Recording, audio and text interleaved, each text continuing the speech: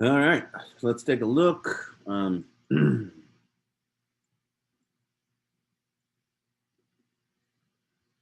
If we take a look right here, yesterday, hopefully you did the thermodynamics quiz. If you didn't, it's still open today, but it needs to get done. And that ends our year.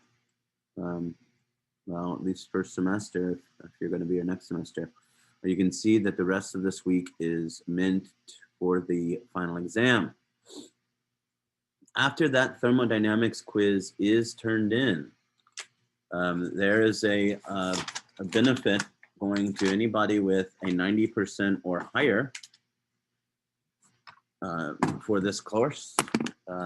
If after this thermodynamics quiz is turned in and everything is submitted into the gradebook and everything is up to date, if you have 90% or higher, you are excused from the final.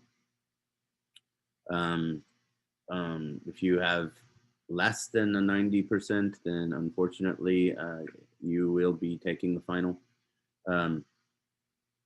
90% was the cutoff that the other chemistry teachers and I determined was where it is. Keep in mind that even 1% away from that is, quite a bit of points. I actually, I thought we were going to cut it off at 93%, but they decided to go down as far as 90%. Now, if you have work that needs to be turned in and stuff like that, and you're close to that 90%, then I will give you until Thursday to make sure all that's in. That way, and I want it all to be graded by Thursday. That way, Friday, I can sit there and say, you are excused from the final, and tell people individually and send them out an email. So keep that in mind if that's something that you're interested in. And now, that doesn't mean that you can't take the final. If you have a 90% or higher, and you just want to see the final for you, the 90% and higher people that don't have to take it, if you do choose to take it, then it won't hurt you. The reason for that being is that I'm assuming that you're putting your skills and your time into studying for your other courses, which means that you may lapse on what you normally would have studied for the chemistry course. So that is a benefit to you. You can say, hey, how would I have done if I just went into it without a care? That's it. That final exam is next Tuesday for this next Monday for this course. We'll meet at 8 for an hour, and then you will take it the final exam. Keeping in mind too that during that final exam, if you have extended time because you have an IEP or a 40, whatever 403 or whatever it is, I don't even know what it is, but individual education plan. If you have one of those, you only get one time frame with that extended time. So you don't stop like you normally would in school and then go do it at the learning center. You have to carry on through that entire time, taking that final. After, if we look at the schedule or whatnot, let me go ahead and do that so I can show you what I mean.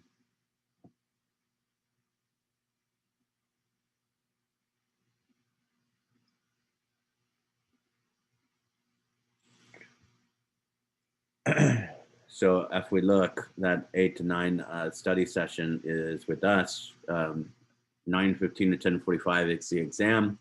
If you have extended time, then you actually need to go into your lunch. Hopefully you would be able to finish that by that time, and you would be able to maybe grab something quickly to eat before your study session. Actually, that's not a study session. Probably is a study session for your 4, 5, 6 and stuff like that. Hopefully you would have time to grab something before that class. The other days, if you have that individual education plan, you'll do the same thing, and then that will lead into your study session, and hopefully, just like before, during the during in class or in person school, we had those snack packs or whatever they call them. you would come into that study session and then start eating your snack back.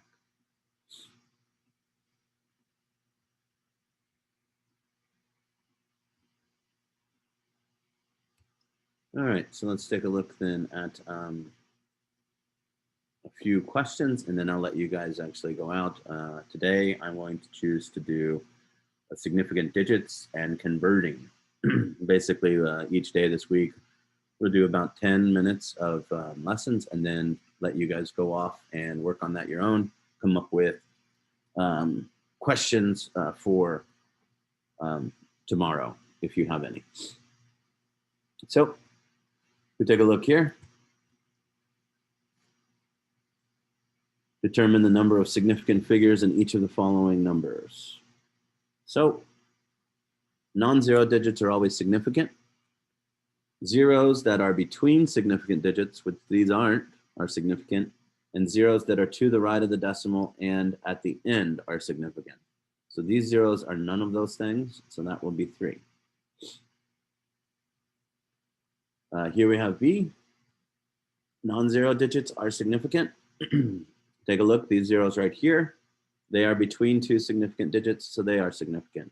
So it'd be 6. Here we have C. Non-zero digits are significant. Unfortunately, even though this is terminating, it is not to the right of the decimal.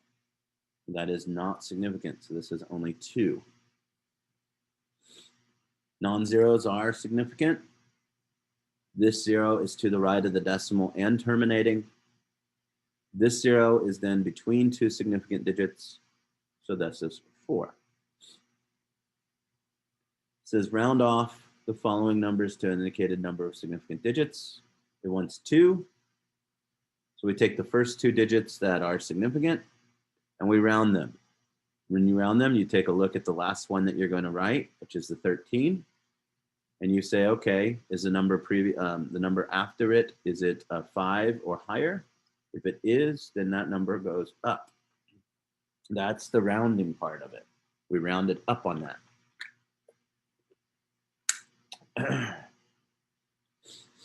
Same thing, if we take a look, we want 3 this time. So 4.8, we know. We have to decide if the 2 goes up to 3 or not. Since this number is less than 5, it does not. It stays at 2. When you're carrying out calculations, you carry out the calculation in a calculator just as you would before. 3 times 1.77. We get, I'm going to change this to a normal notation for you. We get 5.31. I've got some type of weird fix thing going on here.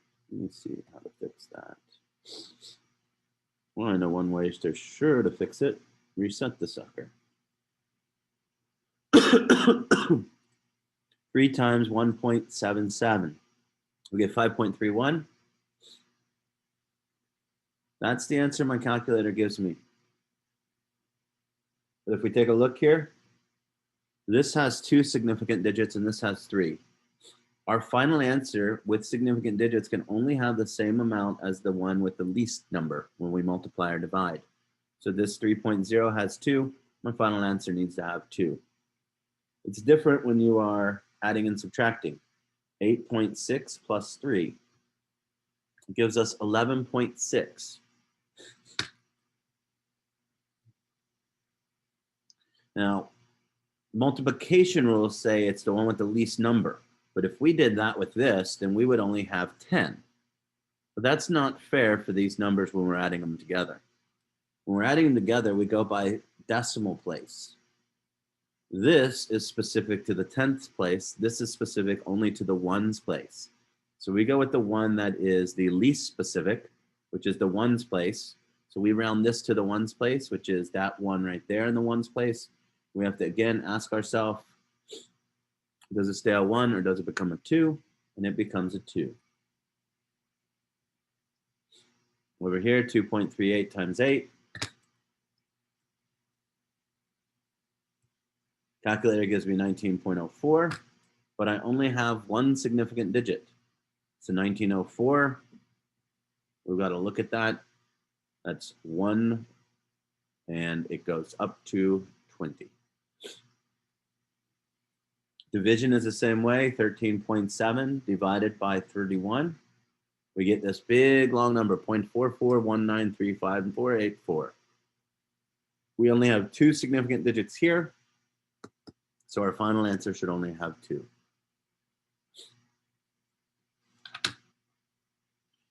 Next, this is the first time we ever learned that dimensional analysis method, because we were changing the dimensions of measurements. This says convert 15 millimeters to centimeters. Well, every 1,000 millimeters is 1 meter. We should have that fact memorized. And every 1 meter has 100 centimeters in it. So millimeters cancel out because we put it on bottom here. Meters cancel out because we put it on top here and bottom here. That leaves us with centimeters. When we multiply this through, if you want, you can sit there and go, oh, okay, I'm going to cancel out 100. We take 15 and divide it by 10. We get 1.5. When you're doing this dimensional analysis, you should remember that the number of significant digits over here is equal to the number of significant digits over here. These don't count. These are equal.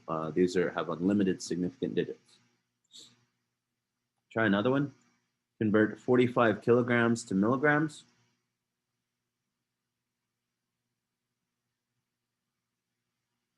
Every 1 kilogram is 1,000 grams. And every 1 gram, right? Just like 1 meter is 1,000 millimeters. Every 1 gram is 1,000 milligrams. So we're going to take 45 times 1,000 times 1,000. We get a big old number.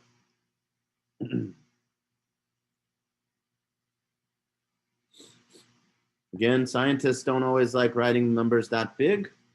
So we might go 1, 2, 3, 4, 5, 6, 7, and change that to 4.5 times 10 to the 7th milligrams.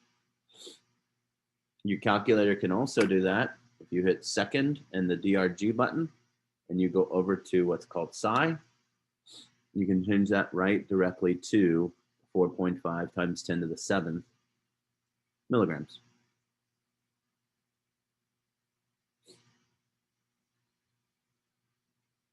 All right. Tomorrow we will do density and elements, matters in the periodic table. If you have any questions, you're more than welcome to stay after. Otherwise, you should work through those 2 at least.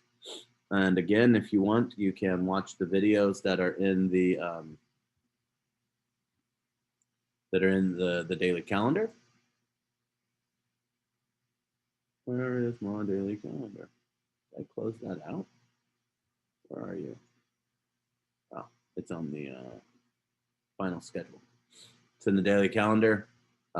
This part right here would be the beginning, and this part right here would be the end. Questions? Have a great day then, guys. Have a great day. Thank you, Amani.